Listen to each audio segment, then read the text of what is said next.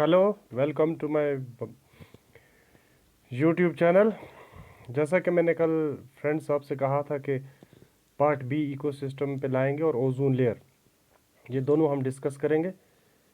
ये हर किस्म के exam JK SSB, SSC, JK PSC, JK SSB sub inspector के लिए है। आप इस चैनल को एसपीजे श्योर 100% मीनस 100% आपको इसमें मिलेगा मटेरियल एक ही प्लेटफॉर्म पे। मैं यहाँ पर आपको एमसीक्यूज़ या कोई भी चीज़ ला सकता था इस तरह से भी, रैंडमली भी, लेकिन मैं एक सीक्वेंस में ला रहा हूँ ताकि जो तैयारी है, जो प्रिपरेशन है एग्जामिनेशन के लिए, वो सिस्टमेटिकल ऑर्डर में हो। इसलिए मैं टॉपिक्स को एमसीक्यूज़ जो बना के मैं ला के आ रहा हूँ ना क्वेश्चन टाइप में, एक्चुअली ये थियोरटिकल है। मैं इसको क्वेश्चंस और आसान कर रहा हूँ ताकि आपको थ्योरी भी साथ साथ समझ आती रहे और क्वेश्चन आंसर भी करें। तो let us start. Which source of energy is main on earth and answer जो है हमारे अर्थ जो है इस पे कौन सी मेन इंपॉर्टेंट सोर्स, इकोसिस्टम पढ़ रहे हैं हम, तो अर्थ पे हमारे इंपॉर्टेंट सोर्स ऑफ एनर्जी जो है वो सन की एनर्जी है।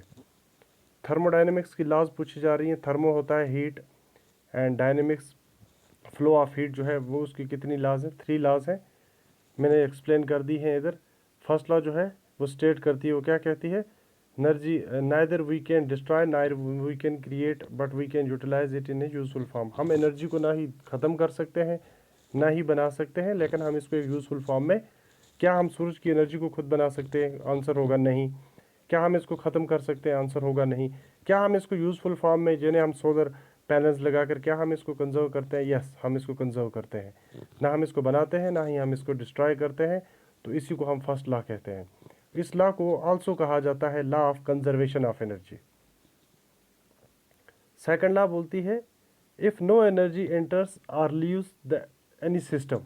फॉर एग्जांपल, अगर किसी सिस्टम में ना एनर्जी एंटर होती है और ना ही लीव करती है, बोलते हैं उसके इंटरनल एनर्जी जो होती है वो लेस हो जाती है। देखो, एक सिस्टम है हमारे पास, सोलर पैनल की आप बात कर लेते हैं फॉर एग्जांपल। हम अगर उसमें किसी किस्म की एनर्जी नहीं लाएंगे तो हम उसमें एनर्जी निकालेंगे भी नहीं। जो उसकी अपनी यूटिलाइजेशन ऑफ एनर्जी होगी वो तो होगी, तो उसके बाद क्या होगा कि एनर्जी जो है उसकी इंटरनल एनर्जी वो तो कम हो जाएगी ओबियसली। तो इसको हम एंट्रोपी कहते हैं। इसी तरह से थर्ड लॉ है, थर्ड लॉ भी कहती है हर एक एनर्जी का जो है वो उसका रिएक्शंस होता है। फॉर एग्जांपल, आप सोलर पैनल की बात कर लेते हैं, आप या प्लांट किसी को लगाते हैं, वो एनर्जी कंजर्व करता है, फिर वो एनर्जी को पे यूज़ करता है for the preparation of foods. तो is the process of cycling of minerals and compounds. देखो, मिनरल्स क्या होते हैं? Magnesium, calcium, phosphorus, sulphur, nitrogen, potassium, ये तमाम मिनरल्स हैं। और ये कंपाउंड जो हैं, ये मिनरल्स एंड कंपाउंड जो हैं, ये जो सर्कुलेट करते हैं। देखो, ज़मीन में प्लांट लगता है, वहाँ से ये सर्कुलेट होते हैं, प्लांट में जाते हैं, प्लांट से फिर ये ज़मीन में आते हैं, फिर इस तरह से हम इनको प्रोडक्ट लेते हैं फिकस के ज़रिए, फिर ये पहुँचते हैं ज़मीन में। ये जो सर्कुलेशन ये होता है ये इकोसिस्टम में, इस सर्कुलेशन को बोलते हैं bio geochemical cycle. Bio geochemical cycle वो साइकिल होती है जिसमें मिनरल्स और कंपाउंड जो है इकोसिस्टम के अंदर सर्कुलेट करते हैं। एक प्लांट है, उसने ये सारे मिनरल्स लिए, हमने कोई प्रोडक्ट प्लांट का खाया, फार से हमने राइस खाया, हमने कोई फ्रूट लिया, तो उसमें से हमने फिर उसको डाइजेशन के बाद फिकस हो गया, फिर उसको हमने थ्रू आउट कर दिया, फिर वो ज़मीन में चला गया। इस तरह से ये प्रोसेस है, एक साइकिलिंग प्रोसेस है। प्लांट नाइट्रोजन को फिक्स करते हैं, फिर उसके बाद उसको लेफ्ट करते हैं एटमॉस्फेरिक नाइट्रोजन में, फिर हम इनडायरेक्टली उसको लेते हैं।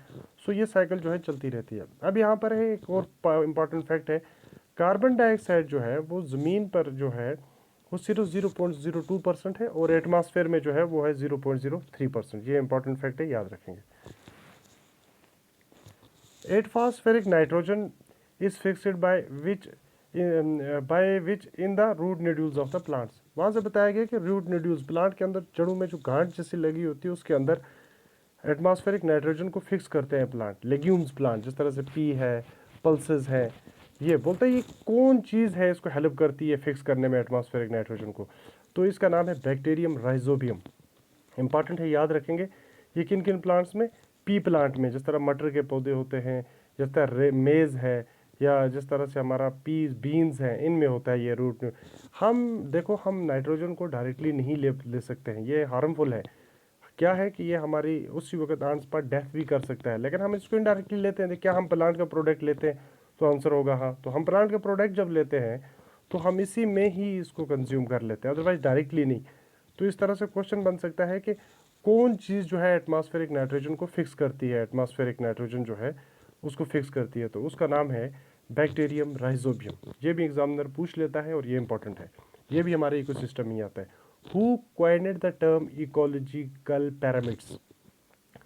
इकोलॉजिकल पैरामिड्स क्या होते हैं? ये स्ट्रक्चर होते हैं जिस तरह प्रोड्यूसर, फिर उसके बाद कंज्यूमर, फिर उसके बाद टेरिशरी कंज्यूमर, फिर उसके बाद आता है हमारा सेकेंडरी, प्राइमरी, इस तरह से करके ये एक अप लेवल का एक सिस्टम बनता है।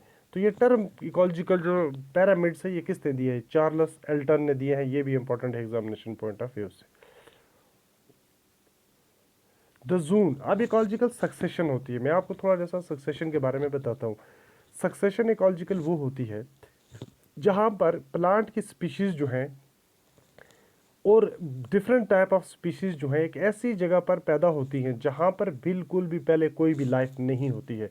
लगातार वहाँ पर एक के बाद दूसरी स्पीशीज, दूसरी के बाद तीसरी स्पीशीज, फिर वो अपनी कॉलोनीज वहाँ पर बनाती हैं। इस प्रोसेस को, जिसके ज़रिए प्लांट्स की या एनिमल्स की डिफरेंट स्पीशीज एक ऐसी जगह पर अपने आप को रखती हैं, अडॉप्ट करती हैं, वहाँ पर रहती हैं जहाँ पर पहले कोई लाइफ नहीं थी, जहाँ पर पहले पॉसिबिलिटी ऑफ लाइफ नहीं भी थी, या थी भी तो नहीं बने थे। जिस तरह से रॉक्स है, बैरन रॉक्स, नंगे पहाड़, वहाँ पर क्या होता है, पहले मिट्टी जमा होती है, फिर उसके बाद उसके अंदर मॉइस्चर आता है, फिर वहाँ पर छोटे छोटे लाइकन्स, मॉसेस वगैरह होते हैं।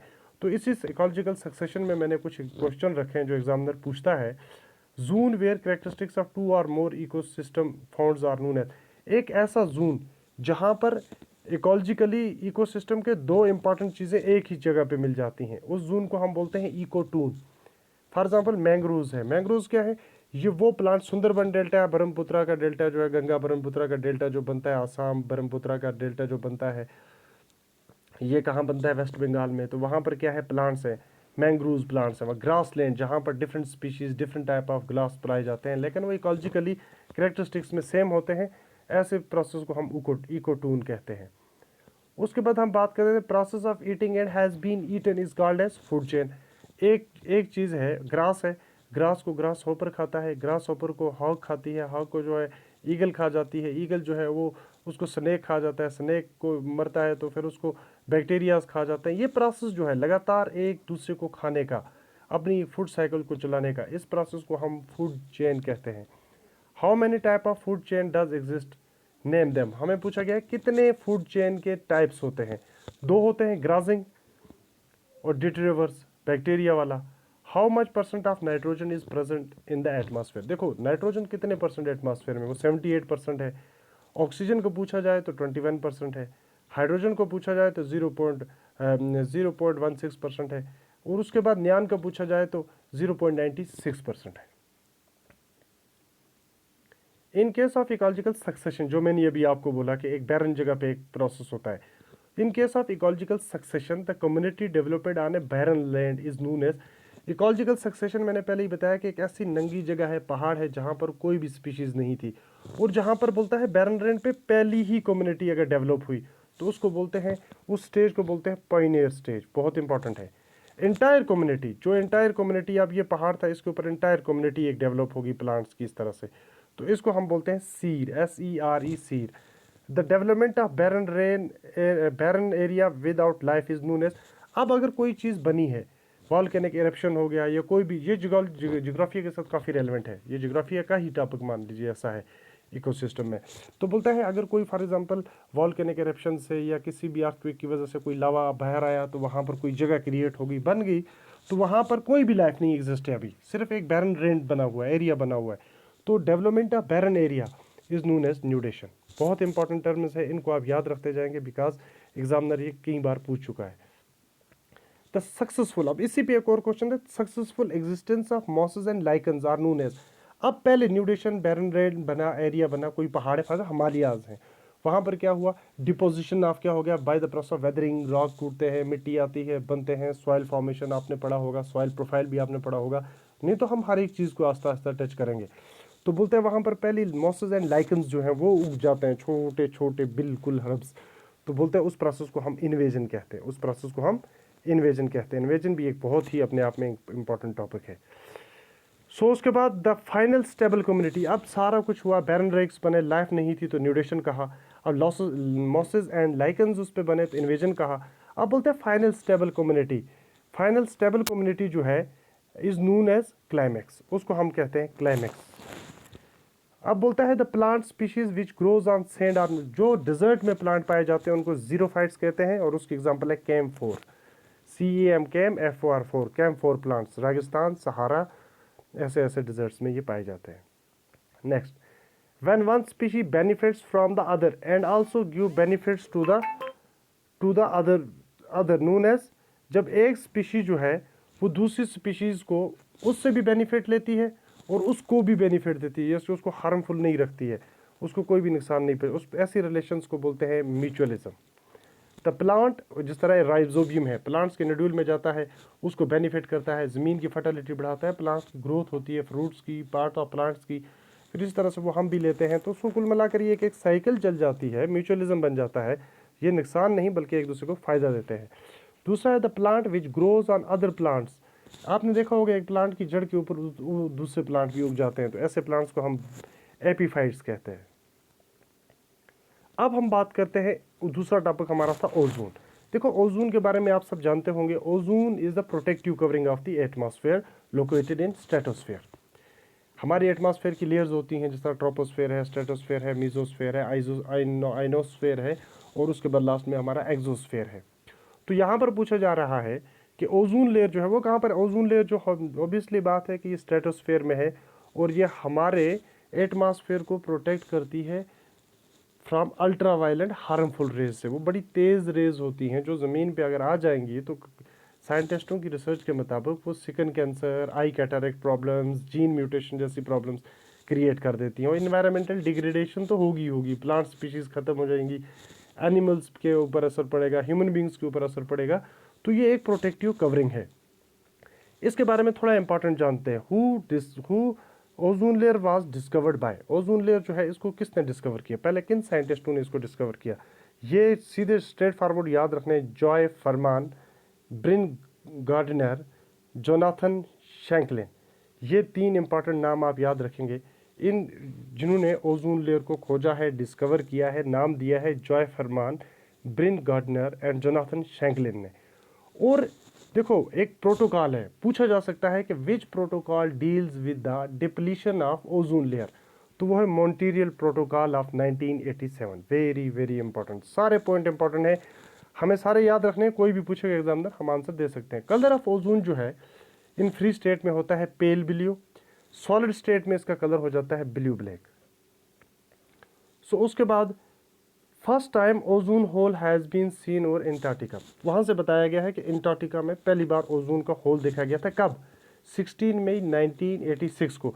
जब ये देखा गया था तभी जाकर क्या किया गया, मॉन्ट्रियल प्रोटोकॉल जो है वो लाया गया। तमाम कंट्रीज़ जो आई वहाँ पर बैठे, उन्होंने बात की, भाई ये तो बड़ा डेंजरफुल मसला हो गया है, इसको हमने ख़त्म करना है, कैसे, इसके लिए हमने क्या क्या करना पड़ेगा। उसके बाद ozone hole mostly take place between September and October.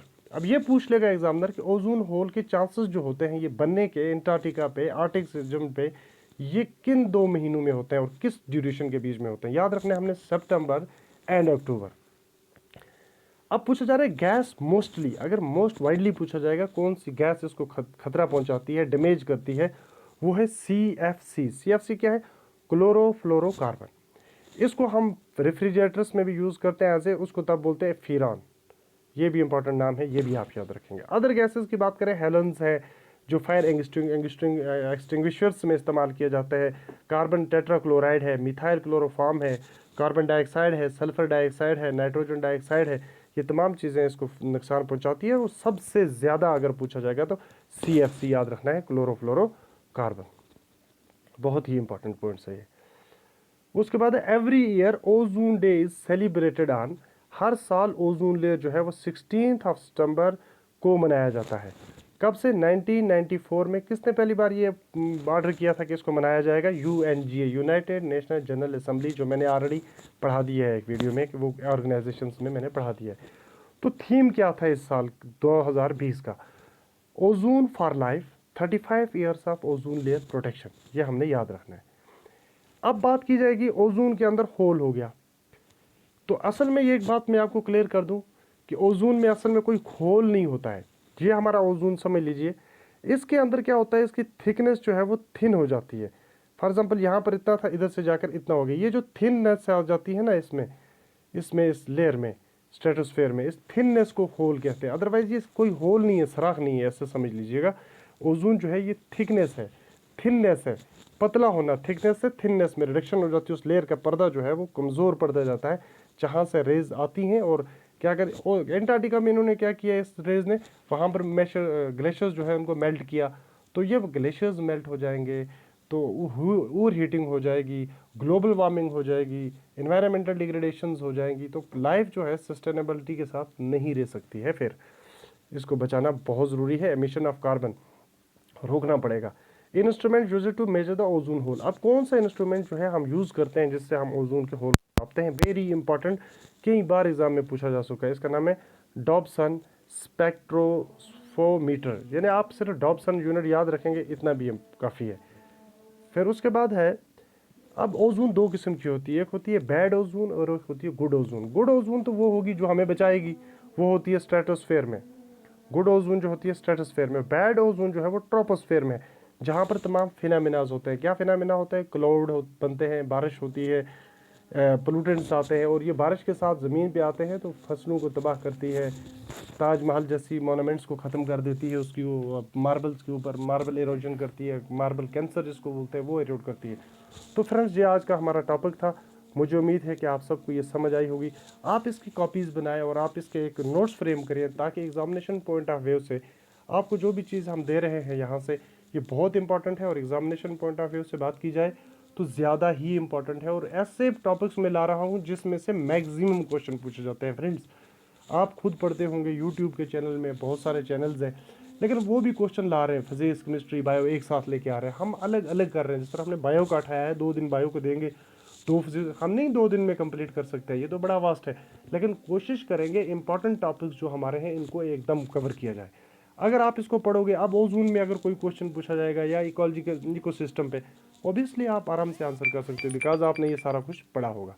So thanks for watching, have a bright future.